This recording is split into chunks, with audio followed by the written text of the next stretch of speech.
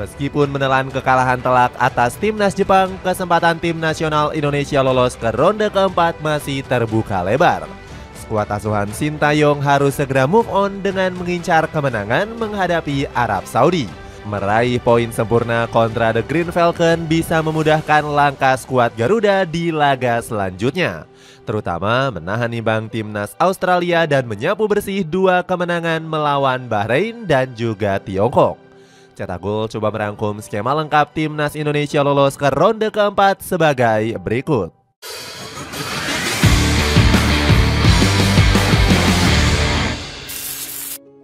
Berakhirnya putaran pertama ronde keempat. Timnas Indonesia menjadi satu-satunya wakil Asia Tenggara tersisa yang saat ini masih bermain di ronde ketiga. Sayangnya langkah skuad Garuda Nusantara dinilai masih kurang berjalan mulus. Gak heran Bongda 24 pun menyarankan Indonesia untuk melupakan Piala Dunia.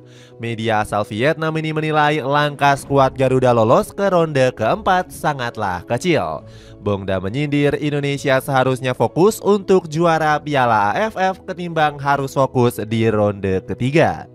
Dengan bekal pemain naturalisasi berkualitas, PSSI bisa sepenuhnya memasang ambisi mewujudkan cita-cita menjuarai Piala AFF ketimbang hanya memfokuskan segala upaya pada babak ketiga kualifikasi Piala Dunia 2026. Tulis Bongda. Bongda menganalisis jika Indonesia akan kesulitan bersaing di ronde ketiga. Bagaimana tidak, skuad Garuda Nusantara menjadi satu-satunya negara di grup C yang belum pernah meraih kemenangan. 3 poin diraih skuad Garuda dari 3 hasil imbang kontra Arab Saudi, Australia, dan Bahrain. Awalnya Sintayong cukup optimis anak asuhnya bisa menampilkan permainan terbaik. Coach Shin berharap skuad Garuda bisa mengimbangi permainan dari timnas Jepang. Dia menyebut hal itu bisa terwujud apabila para pemain tampil penuh percaya diri. Namun timnas Indonesia malah digempur habis-habisan oleh pasukan Samurai Biru. Sebenarnya skuad Garuda Nusantara sempat membuat beberapa peluang berbahaya. Di menit 9 pertandingan, Ragnar Oratmangun nyaris mencetak gol setelah memanfaatkan umpan dari Tom Haye. Sayangnya tembakan kaki kiri Ragnar mampu diblok dengan baik oleh Dion Suzuki. 4 menit berselang, Rafael Strike sempat mendapatkan peluang emas. Sayangnya sontekan Strike di depan gawang belum tepat hingga gagal berujung gol. Pada akhirnya skuad Garuda takluk atas timnas Jepang dengan skor 0-4. 4 gol Samurai Biru dicetak lewat gol bunuh diri dari Justin Hubner, Takumi Minamino, Hidemasa Morita, dan Yukinari Sugawara.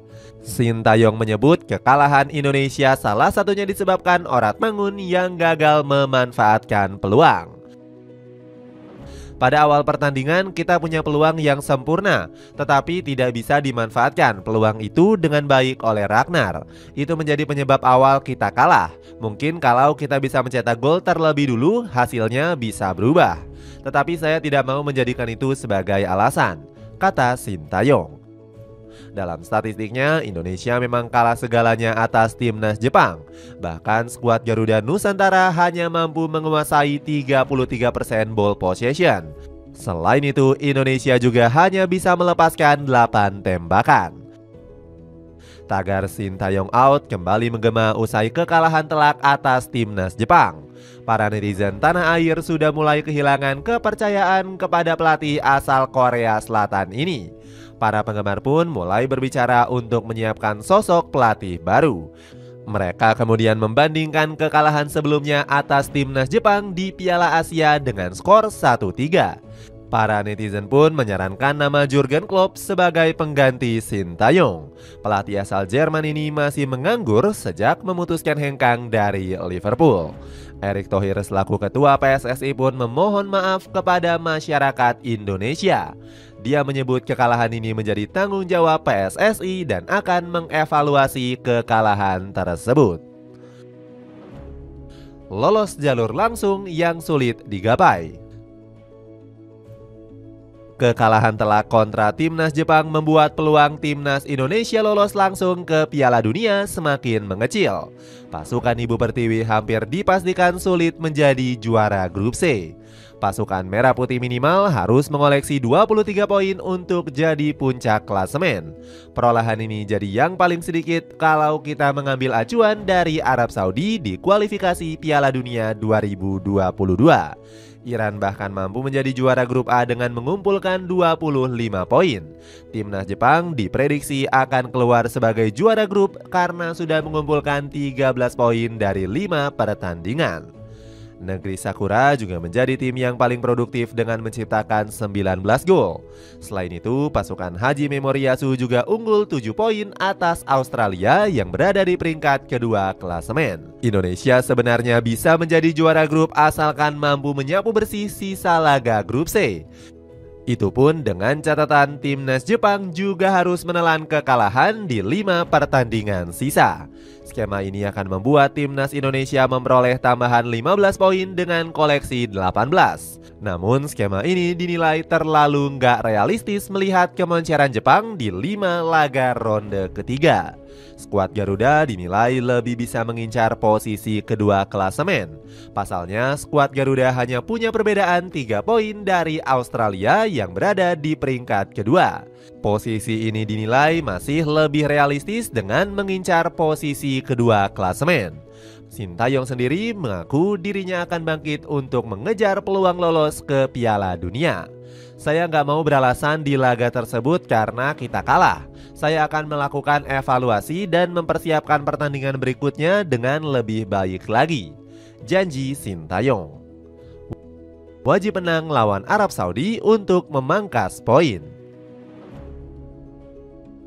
Kalau mau harapan finish peringkat kedua masih ada, Indonesia wajib memanfaatkan pertandingan di kandang.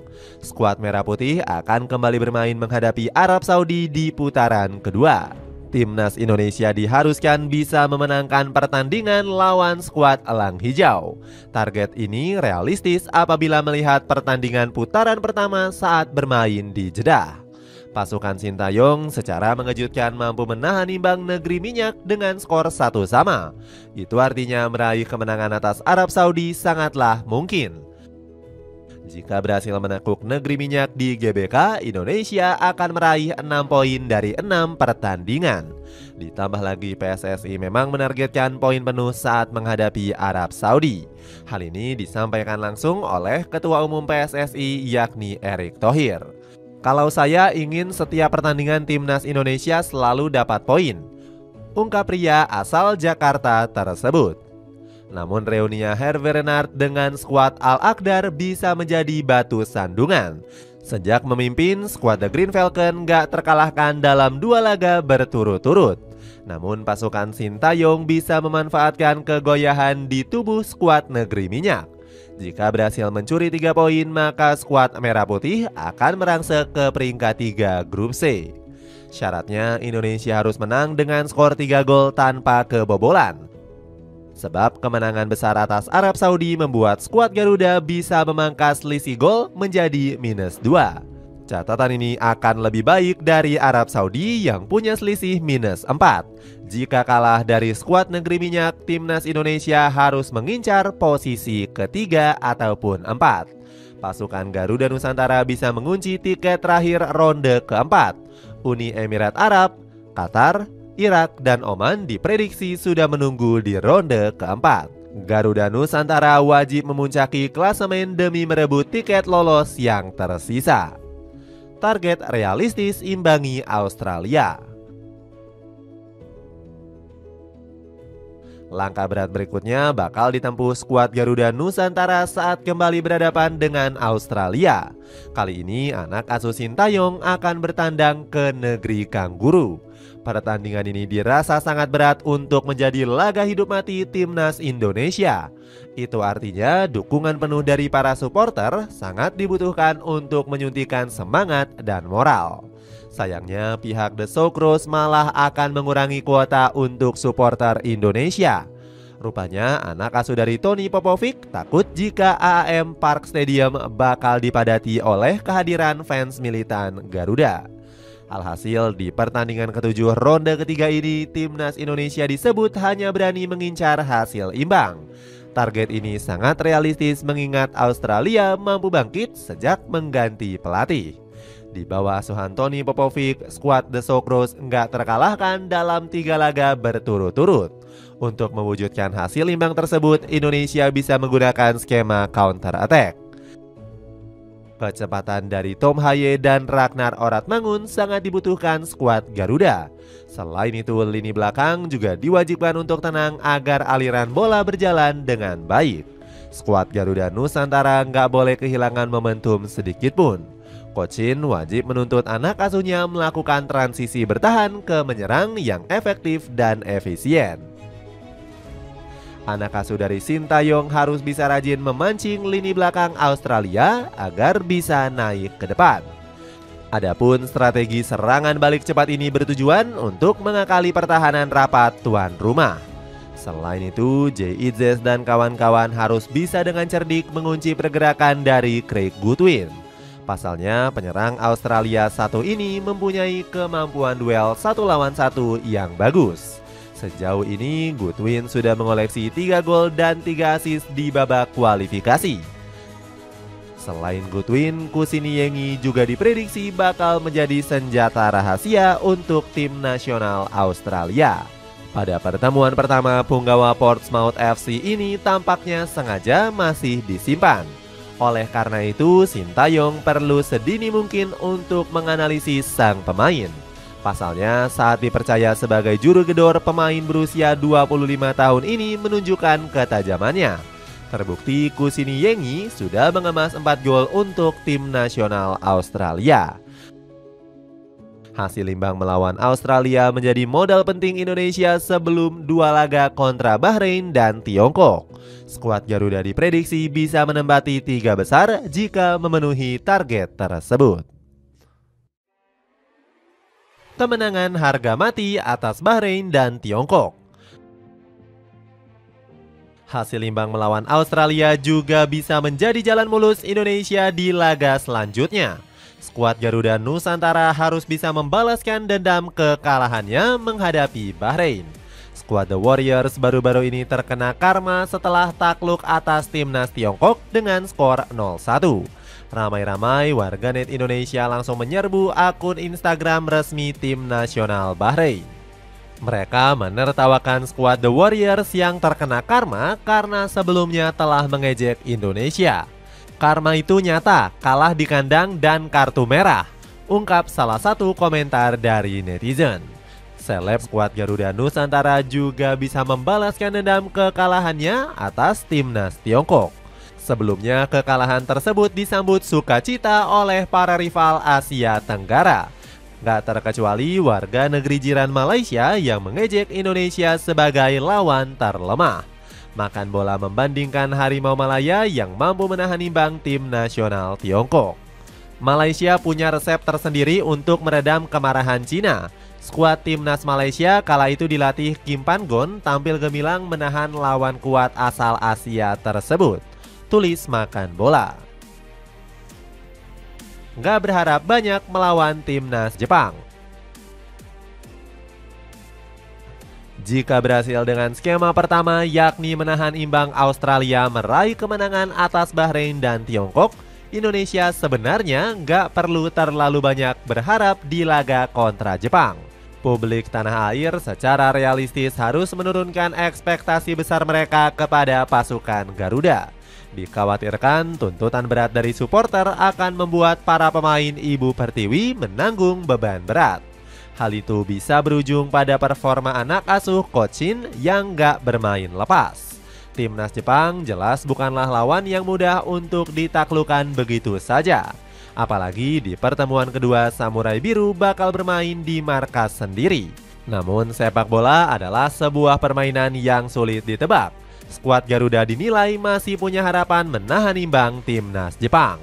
Pasalnya, skuad Samurai Biru malah lebih kesulitan saat bermain di kandang.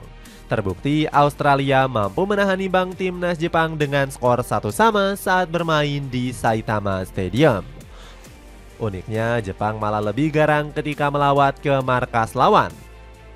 Terbukti Takumi Minamino dan kawan-kawan sudah cetak 11 gol dari 3 lawatannya ke markas Bahrain, Arab Saudi, dan Indonesia. Apalagi di pertemuan kedua, Samurai Biru berpeluang sudah bisa diperkuat kembali oleh Ayase Ueda. Lini pertahanan Indonesia dinilai beruntung karena pada putaran pertama kemarin Ueda absen bermain. Bomber Feyenoord ini merasa sedih karena nggak bisa merasakan atmosfer dari Stadion GBK. Saya benar-benar emosional, ada rasa bersalah dan penyesalan kepada fans serta keluarga saya. Sulit untuk menghilangkan itu, tapi saya akan kembali lebih kuat tahun depan, tulis Ueda di Instagramnya. Alhasil kembalinya striker tajam Samurai Biru ini jadi ancaman yang benar-benar berbahaya untuk Garuda. Bagaimana tidak, Ueda merupakan top skor Jepang di babak kualifikasi. Pemain berusia 26 tahun ini tercatat sudah melesakkan 8 gol dan 1 assist. Dengan ada maupun tanpa adanya Ueda, level permainan timnas Jepang dinilai masih tetap garang. Terbukti di pertemuan pertama pasukan Garuda gagal mengimbangi permainan timnas Jepang. Padahal pertahanan Indonesia sendiri sudah diperkuat back level Liga Champions yakni Kevin Dix. Cara lolos ronde 4 tanpa tergantung negara lain. Timnas Indonesia juga dituntut untuk menyapu bersih laga kandang melawan Bahrain dan Tiongkok. Dua kemenangan itu dinilai semakin mendekatkan impian Garuda Nusantara finish di 4 besar. Sumarji bahkan optimis kalau anak asuh Sintayong mampu mewujudkan mimpi tersebut. Dari 4 laga kandang sisa, semoga feeling saya tidak salah. Hitung-hitungannya adalah kita dapat 3 poin dari Arab Saudi, 3 poin dari Cina, dan 3 poin dari Bahrain, terang Sumarji. Selain melibas semua laga di kandang, skuad Merah Putih juga wajib meraih hasil imbang di laga terakhir. Skuad tanah air akan bertandang menghadapi raja terakhir yakni Jepang. Pasukan Garuda diharapkan mampu menahan imbang skuad Hajime Moriyasu dengan skor kacamata. Erick Thohir masih optimis kalau Sintayong mampu memaksimalkan 5 laga sisa. Saya mohon ini belum selesai, kita masih punya 5 pertandingan lagi. Kita posisinya mengejar ranking 3 atau 4 sesuai yang ditargetkan. Kita coba maksimal. Skenario ini dinilai realistis mengingat timnas Merah Putih akan mendapatkan kekuatan baru. Naturalisasi oleh Romeni berpotensi akan dipercepat mengingat statusnya yang sangat urgent. Romeni bahkan tertangkap kamera menonton langsung pertandingan pasukan Garuda di GBK. Kabar naturalisasi striker 24 tahun ini lantas disambut gembira oleh Rafael Strike. Striker berusia 21 tahun ini bahkan gak sabar menunggu debut Romeni. Saya rasa ini bagus, kami bisa meningkatkan kualitas tim, jadi dia bisa membantu kita. Ungkap pemain yang akrab disapa Rafa tersebut dikutip dari media Antara. Ditambah lagi, Romeni memang berhasrat membela timnas Indonesia demi membanggakan ibu dan neneknya. Pasalnya, Romeni sendiri punya darah Indonesia yang berasal dari Medan. Selain oleh Romeni, skuad Garuda juga diperkuat oleh tim Gibbons. Pemain dari FC Emmen ini disebut sudah tiba di Jakarta beberapa waktu yang lalu. Kedatangan Gibbons dibarengi dengan hadirnya sosok Dion Marks. Punggawa Nijmegen U21 ini tampil sumringah saat menginjakan kaki di Indonesia. Menurut kabar, kedua pemain ini diagendakan untuk menjalani tes kesehatan. Pengen tampil gaya dengan jam tangan mewah tapi budget pas-pasan? Jam tangan Geneva Unisex Rubber ini bisa kamu dapatkan dengan Rp19.000 saja. Cara lolos ronde 4 dengan banyak catatan. Selain skema menyapu bersih semua laga, timnas Indonesia juga bisa lolos ronde keempat dengan cara yang lain. Ini bisa terjadi jika skuad Garuda kalah melawan Arab Saudi di Gelora Bung Karno. Seandainya itu terjadi, timnas Indonesia harus bisa mengalahkan timnas Bahrain maupun Tiongkok. Dengan catatan, kedua negara ini menelan rentetan hasil negatif lawan negara kuat. Hasil ini diprediksi bisa membuat timnas Indonesia merangkak ke posisi 4 besar. Di sisi lain, Bahrain dan Tiongkok juga harus kebobolan banyak gol agar bisa semakin pasti lolos. Prediksi ini dinilai mungkin terjadi dengan naiknya performa Australia dan Arab Saudi. Bahkan negeri kanguru disebut siap meraih poin penuh ketika bertemu dengan Tiongkok dan Arab Saudi.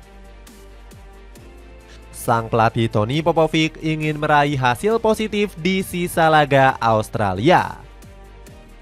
Kami saat ini tetap berada di posisi di mana kami bisa lolos secara otomatis ke Piala Dunia. Itulah hal yang terpenting, ungkap Popovic. Subangkit menilai Arab Saudi sangat mungkin mengalahkan Bahrain maupun Tiongkok.